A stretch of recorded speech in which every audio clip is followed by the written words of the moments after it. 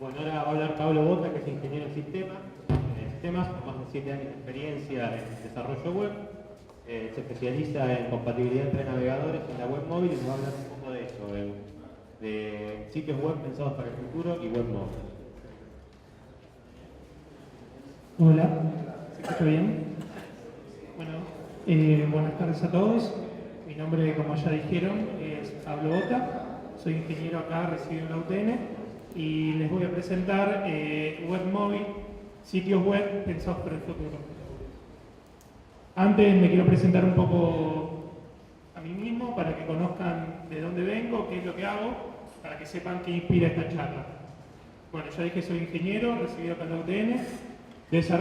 Soy desarrollador web desde la época de Internet Explorer 6, donde las cosas eran un poco más diferentes a como son ahora y donde se renegaba más y había menos características.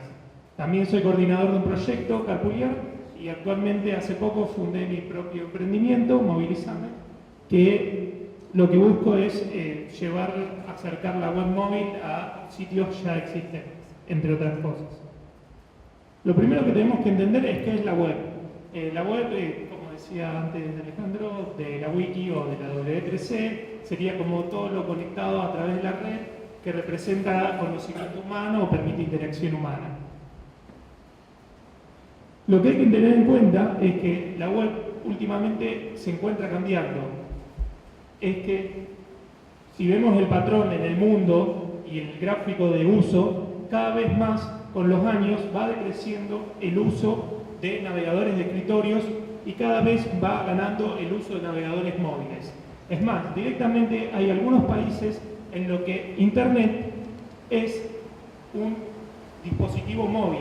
Como antes para muchas personas Internet era Internet Explorer, era ese icono de la E azul, hoy para muchas personas Internet es un dispositivo móvil. Lo que hay que entender es que la web es para todo. No simplemente hay que pensar que la web es una cosa que pueden acceder solo las personas que tienen un iPhone o las personas que tienen un Galaxy S6 ahora, sino que hay que pensar en la multiplicidad de dispositivos y máquinas en las que pueden acceder a Internet. Entonces esta diversidad no es un bug, sino que es una oportunidad. Y me gusta también mucho una frase que dijo Obama en el 2012, yo la quiero extrapolar: el mundo se merece un gobierno el cual esté disponible a cualquier hora, en cualquier lugar y en cualquier dispositivo para las personas, y no, como dije antes, únicamente los que tengan lo último o lo que está de moda. También tenemos que tener en cuenta en la accesibilidad web y como personas que tienen distintas discapacidades, que también podemos ser nosotros en cualquier momento de la vida, van a usar nuestra web. Otra de las cosas muy importantes es cuánto esperan nuestros usuarios. Jakob Nielsen, para los que vienen acá de la UTN, una persona muy estudiada, que los textos se estudian mucho, hizo un estudio de que en la medida de que una persona pase más tiempo en nuestra web, tenemos más chance de que esta persona no la abandone. En la medida de que en los primeros segundos son en el momento donde un usuario se puede llegar a perder y rebotar. Generalmente lo que puede pasar es que si nuestra web, por ejemplo en un dispositivo móvil, tarda más de 10 segundos o 15 segundos en abrir, seguramente perdimos a ese usuario. Hay que tener muy en cuenta lo que es el tiempo de acceso a una web. Y otra cosa, para ejemplificar más, volviendo a lo que es para todos, vemos acá que para el 2015 todavía el 60% de las personas recién tienen un smartphone. Las demás personas están accediendo a Internet móvil a través de un feature phone. Son esos teléfonos que o no tienen ningún sistema operativo o tienen limitaciones de hardware, que no son, como ya les dije, no es un iPhone, no es un smartphone de última, sino que es un dispositivo más limitado. Y también otra cosa que es muy importante notar, que es lo que está acá en violeta, es que para el 2013 recién solo un 30% de las personas navegaba en 4G. Todas las demás personas estaban utilizando redes de menor capacidad, ya sea 3G o ya sea 2G. O sea, esto hay que tenerlo muy en cuenta y muy presente a la hora de pensar cómo armamos nuestros sitios. No podemos pensar que todo el mundo se conecta a través de una banda ancha de 30 megas o a través de 4G. Generalmente la lógica es pensar que está en una conexión lenta. Y lo último, hay que entender que la web ya no es lo que era antes cuando yo arranqué, que teníamos que pensar en 2 navegadores y en 2 resoluciones, 800x600 y 1024. Hoy en día la web está en las computadoras de escritorio, está en las notebooks, está en las tablets, en los smartphones, en los smart TV, en los smartwatches, está en los autos, incluso ya hay sistema operativo para los autos, y también ya la hemos visto en anteojos, en gadgets. Directamente hay que pensar que para dentro de 5 o 10 años, yo diría menos, dentro de 2 o 3 años, cualquier dispositivo va a ser capaz de acceder a la web. Esto hay que tenerlo muy en cuenta, porque ¿cuál es el problema que nos enfrentamos? Actualmente no sabemos a futuro qué va a ser el nuevo y algo que se va a conectar a Internet y nos va a permitir a una persona acceder a nuestro sitio. Por eso nosotros lo que necesitamos es poder resolver esta ecuación o ver cómo desarrollar sitios que a futuro permitan que nosotros lo podemos reutilizar con mayor facilidad y no cada vez que sale algo nuevo tengamos que tocar todo nuevamente. Para eso yo me baso, trato de pensar los sitios en 4 principios básicos, que son la adaptabilidad, la performance, la interoperabilidad y la usabilidad y la accesibilidad. Generalmente, teniendo en cuenta estos principios desde un primer momento, tenemos muchas más chances de que nuestro sitio sea a prueba del futuro, que esté más capaz de adaptarse a lo que se venga. Respecto a adaptabilidad, a mí me gusta mucho este ejemplo del conflicto del contenido. Generalmente vemos un diagrama de BAM donde vemos lo que esperamos, lo que encontramos al entrar a un sitio de una universidad, imágenes de la universidad, promociones, los próximos eventos, calendarios, más imágenes, más cosas. Generalmente cuando uno trata de entrar a la página de una universidad es porque busca horario, número de teléfono, email, noticias si está abierto o no, si se adhirieron al paro o no, y no entra a buscar toda la otra foto de color así. Al margen de que está bien, generalmente suele ser el eje del contenido, mientras que lo que tendría que ser el eje es lo que los usuarios van a buscar o van a entrar. Por eso hay 2 filosofías, una que viene ya de antaño, que content is the king, que digamos el contenido del rey. Hay que focalizar nuestro sitio en el contenido, lo que la gente va a buscar, por qué nuestro sitio es útil. Y una más adaptada a las nuevas tendencias es Mobile First, que plantea el contenido sobre la navegación, que es importante priorizar el contenido sobre todos los demás accesorios de navegación, sean breadcrumbs, sean mapas de sitio, barra de navegación. Muchas veces cuando uno entra a un sitio se encuentra que básicamente tiene, qué sé yo, la primera parte es toda una navegación que está así colapsada una debajo de la otra. Para eso existen muchas cosas a tener en cuenta, muchas de las cuales están resueltas a través de framework, las grillas fluidas, las imágenes responsivas, tipografías ajustables o tablas adaptables. Básicamente yo acá en la presentación dejo varios links o librerías interesantes para utilizar, y lo que hay que más tener en cuenta es este proyecto que a mí me gusta siempre citar, que dice que la web es 100% casi fluida y plantea que con un 25% 25K de CSS es completamente. Si uno ve el ejemplo y mete HTML crudo, el HTML se va acomodando, o sea, nuestra página se va acomodando. Generalmente es el desarrollador a través del código el que va rompiendo esta fluidez. Si uno inserta imágenes, texto, se va adaptando directamente, incluso las listas. Pero esto generalmente se empieza a romper cuando se han empezado a meter librería o otro tipo de framework que no tenían esto en cuenta, sobre todo en la era pre-mobile. El siguiente punto es la performance.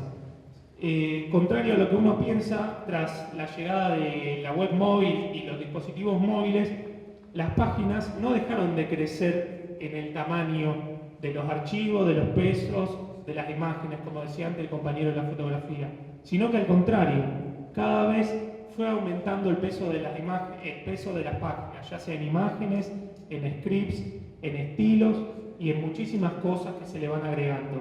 Entonces, es muy importante tener en cuenta cómo se administran los recursos que se incorporan a una web. Entonces es necesario pensar primero en optimizar todos estos recursos, ya sea CSS, JavaScript, y las imágenes tienen que estar minimizados, comprimidos y cacheados.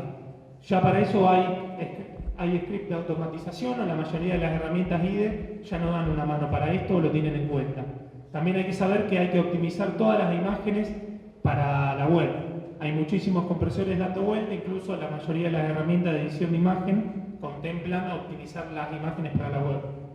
También hay que entender lo que es el proceso de el árbol de renderizado de una página y cómo se puede llegar a bloquear el renderizado. Muchas veces el CSS y el JavaScript son elementos que al insertarse en una página, si se insertan en un mal lugar, pueden bloquear el renderizado y por eso vemos esa pantalla blanco que no se ve nada. Para eso hay que tener en cuenta en qué momento se ejecutan los scripts y también un concepto que se introdujo hace muy poco, en la web ya sería mucho, es como ya tiene como un año el concepto, pero para algunos es poco, para algunos ya es bastante, que se llama el CSS crítico, que ya páginas como Google o varios sitios ya lo están incorporando, que se puede calcular a través de distintas herramientas, que es todo el CSS que se necesita para que mi sitio, en la parte superior de la impresión, ya sea en la notebook o en un celular, todo lo que cabe en la pantalla esté el CSS embebido en línea en el sitio y no tenga que esperarse a un recurso, a una nueva petición HTTP. Esto lo que hace es busca acelerar el tiempo o disminuir el tiempo que está esta pantalla blanca, lo que genera la mayoría de los rebotes. Después, la interoperabilidad es otro gran problema. Yo vemos acá, traje un recorte de la página canaiuse.com que describe básicamente navegador por navegador qué características tiene implementada y cuál es el nivel de soporte. Yo incluí los navegadores tanto de escritorio como los navegadores móviles. Como podemos ver, ninguno llega al 90% de compatibilidad, y esto solo en características que ya se consideran estables y están estandarizadas. Mientras que hay muchos que oscilan en 70-60%, incluso algunos un poquito menos. Lo que le quiero mostrar es que no podemos fiarnos en tal o cual característica, sino que es un tema de que la interoperabilidad es muy importante. Por eso se han desarrollado o existen varias técnicas o herramientas para mitigar esto. Una principalmente se llama la detección de características o feature detection, que se trata de verificar si tal o cual navegador cuenta con tal característica para o introducir un polyfill, se llama, que es como un elemento que replica ese comportamiento, o es para decir, bueno, le ofrezco un camino alternativo. Por otro lado, hay otras herramientas que a mí me parecen muy interesantes, que son herramientas pensadas al futuro, que te permiten programar hoy en el JavaScript de dentro de 2 años, que es ES6, o el CSS, lo que llamaríamos el CSS4, pero te permite programarlo hoy. Y en lugar de aprenderte vos un lenguaje como SAS, como LESS, para escribir CSS más amigable, digamos, para los desarrolladores, lo que uno hace es escribe el CSS del futuro, y este preprocesador lo que hace es genera el CSS a hoy, digamos. Uno puede hacer una variable, definir una variable como define CS4, y este preprocesador lo que hace es genera el código CSS hoy en día.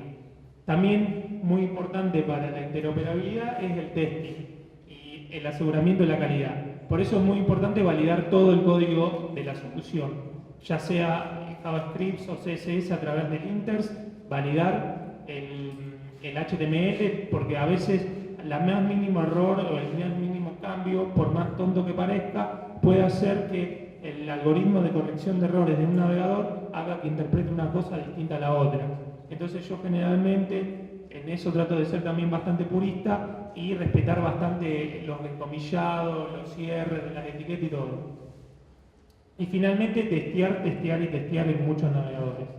Ya para ir cerrando, el tema de usabilidad y accesibilidad, me gusta mucho esta cita de que dice, uy, veo que estás en un tren en una conexión lenta, te voy a mostrar mi super sitio inservible que no tiene nada, pero que es móvil, en lugar de darte un sitio útil.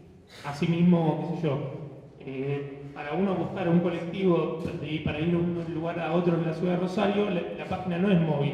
Y generalmente uno, es muy probable hoy en día con las conexiones, la busque en la calle directamente, en la parada de colectivo donde está. No vaya a una computadora a buscar, a ver. Entonces esto es una traba.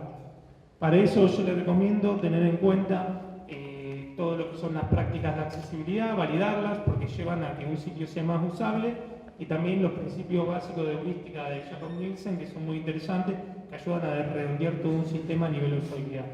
Finalmente, para comentarles sobre este tema, un proyecto muy interesante que se llama PIC, de User Testing, que te permite poner a una persona real de carne y hueso en una grabación de 5 minutos frente a tu sitio. El servicio es gratuito, te permite el servicio gratuito te permite hasta 3 pruebas por mes, donde vos a tu sitio lo haces interactuar con una persona real y te va describiendo. La persona no conoce capaz de tu lugar, no conoce tu sitio y te va diciendo, bueno, yo interpreto esto, yo veo esto, a mí me llamó más la atención esto, yo sigo esto. Al margen de que no es una prueba de escala, es muy interesante ver cómo una persona real interactúa con nuestro sitio. Para mostrarle hace poco uno de los últimos trabajos que hice, movilizamos la página de Rosario en bici y pasamos de aquel performance en speed y en experiencia de usuario, lo llevamos a algo un poco más interesante, que además últimamente Google está priorizando los sitios que son mobile friendly, digamos. Esto básicamente era un sitio ya creado, aplicando los contenidos, aplicando los principios que yo ya le comenté, sin hacer un rediseño, sin reescribiendo la página. Fue un trabajo de 2 días de trabajo, más o menos. Finalmente, como sabemos que no todas las preguntas pueden ser contestadas por Google, este es su espacio.